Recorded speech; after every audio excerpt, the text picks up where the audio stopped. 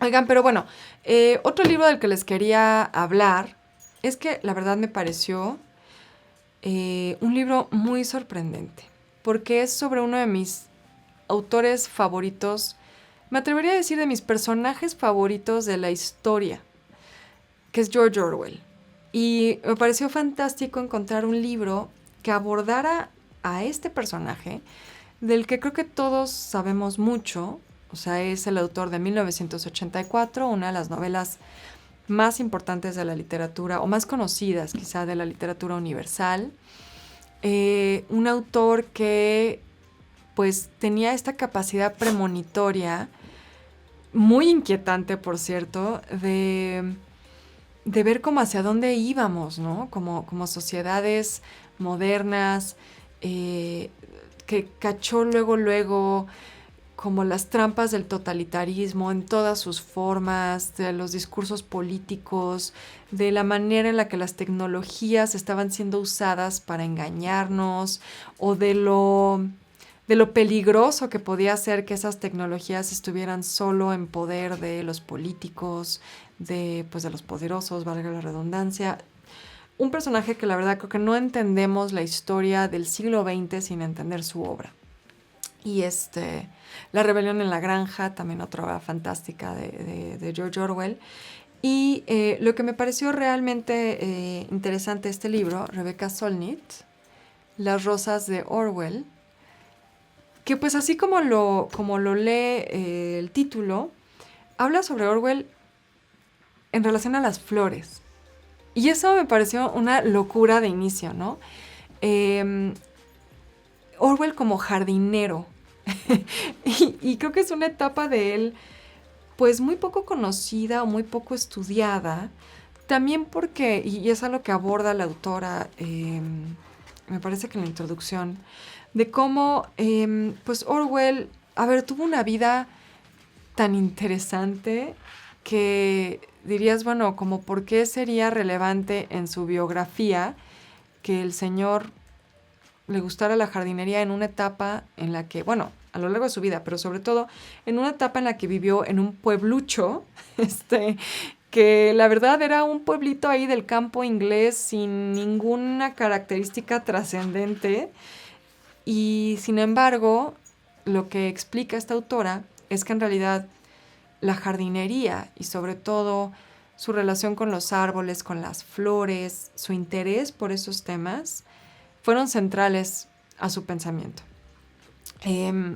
Orwell además, no me enteré gracias a este libro, que llegó a escribir en su diario sobre cómo iban sus plantas, ¿no? Entonces decía, pues planté estos manzanos, creo que se iban a aguantar el invierno.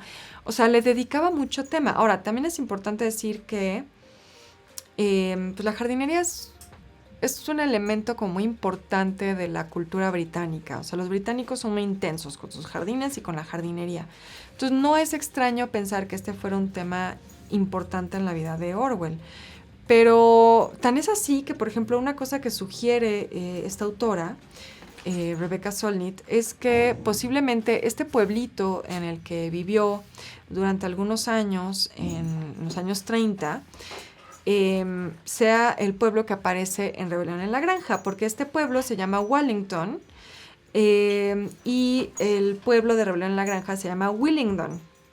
Y está en un establo, ¿no? O sea, todo sucede en un establo que se llama Manor Farm, la granja solariega, y que hay un establo Manor Farm en este pueblito, donde plantó unas rosas, que eso también me pareció muy interesante, porque desde el inicio es como un poco cómo va llegando a este tema.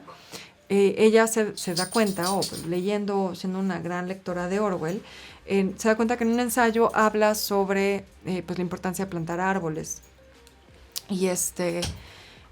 Y de ahí empieza a encontrar dónde vivió en esa temporada en la que escribió eso de plantar los árboles, da con la dirección de la casa, la busca como en Google Maps, no se ve gran cosa. O sea, ella lo que quería saber es si los árboles que plantó Orwell seguían ahí, ¿no? Porque en este ensayo Orwell hace toda una disertación sobre los árboles, que no les voy a hacer el spoiler aquí, porque de verdad creo que vale mucho la pena que lo lean, sobre todo si uno, les gusta la literatura y dos, les gustan las plantitas y los jardines, ¿no?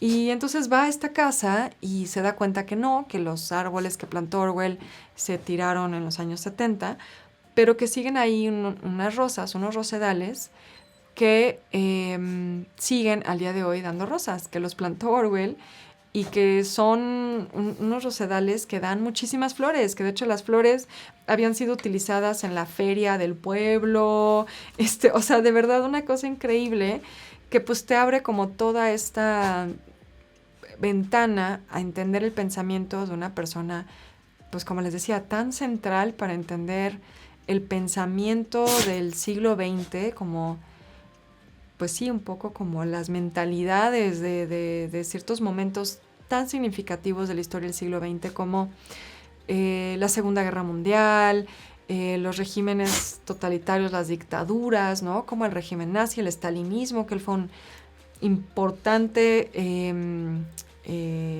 crítico del estalinismo, a pesar de haber sido un hombre pues, de izquierda. Un hombre que pues, sí hizo como una crítica a la sociedad del siglo XX tan importante, que peleó en la Guerra Civil Española. O sea, de verdad su obra nos ayuda a entender tanto ese periodo, y aquí lo que encontramos es otro lado de él, más humano quizá, no como el intelectual, el escritor, esta figura política, social, ¿no? Sino un hombre que disfrutaba muchísimo de plantar flores, ¿no? Y que además también aquí te va revelando su lado, pues como padre, como esposo, que también, pues, a ver, no es que uno quiera necesariamente meterse en el chismecito de los personajes históricos, pero sí te ayuda a entender a estos personajes en toda su dimensión y con mucha mayor profundidad. Y sobre todo, pues lo que podría aportar la jardinería, los árboles, las flores, pues hablando de filosofía, como una reflexión que va más allá del simple acto de plantar algo, ¿no? Y algo que también me llamó la atención es que el libro inicia con una reflexión a partir del Día de Muertos. O sea, como que esta autora narra que se estaba celebrando el Día de Muertos cuando empezó como a tener pues todas estas reflexiones, y se acordó de los árboles y de este texto de Orwell. Y tiene aquí como una frase la autora que me pareció maravillosa también, que es: si guerra tiene un antónimo, quizás sea jardines. La gente ha encontrado una clase determinada de paz en los bosques, las praderas, los parques y los jardines. Y de ahí sigue hablando, por ejemplo, de Man Ray, de cómo cuando Man Ray huye de Europa, de la persecución nazi en París, llega a California y escribe algo increíble sobre unas secuoyas, unos árboles que están ahí en California, de Sierra Nevada, que la verdad bueno, lo marqué porque me pareció como súper interesante.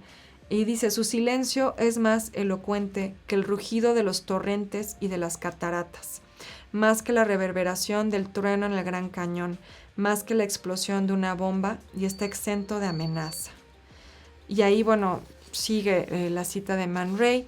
Y lo que explica esta mujer es cómo pues, los árboles finalmente también nos hablan como de la memoria, ¿no? O sea, son testigos de tantos acontecimientos históricos, justo como dice Man Ray, en silencio, ¿no? Testigos silenciosos de tantos acontecimientos históricos. Hay árboles, pues, milenarios, ¿no? O aquí en la Ciudad de México tenemos el árbol de la noche triste, que bueno, ya está más para allá que para acá.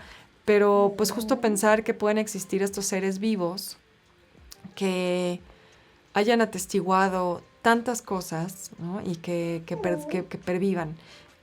También por ahí habla de una palabra etrusca que me pareció bellísima, seculum, que dice: describe el periodo vivido por la persona más anciana del presente. En un sentido más lato, se refiere al espacio de tiempo en que algo permanece en la memoria viva. Entonces los árboles pues, nos ayudan a extender ese periodo, ¿no? Del saeculum, ese periodo en el que algo permanece en la memoria viva de un ser. La verdad, un libro bien interesante, también muy reflexivo. Por eso quería como también hablarles de los dos libros juntos, de 101 experiencias de filosofía cotidiana y de Las rosas de Orwell, porque pues creo que los dos justo abren pues todas estas posibilidades de reflexiones sobre muchísimas cosas que creo que, o sobre todo en este momento, es muy importante tener como esas pausas donde podemos leer algo que además nos invite a tener ese tipo de reflexiones, ¿no? De observar los árboles, de plantar unas florecitas, de reflexionar sobre la filosofía en momentos cotidianos. La verdad es que las dos lecturas me parecieron, además de amenas, ¿no? Que también es muy importante, como que me dejaron pensando muchas cosas, y eso creo que es lo que siempre quieres de un libro, ¿no? Que de un libro, de una obra de arte en un sentido más amplio, es que te deje pensando cosas.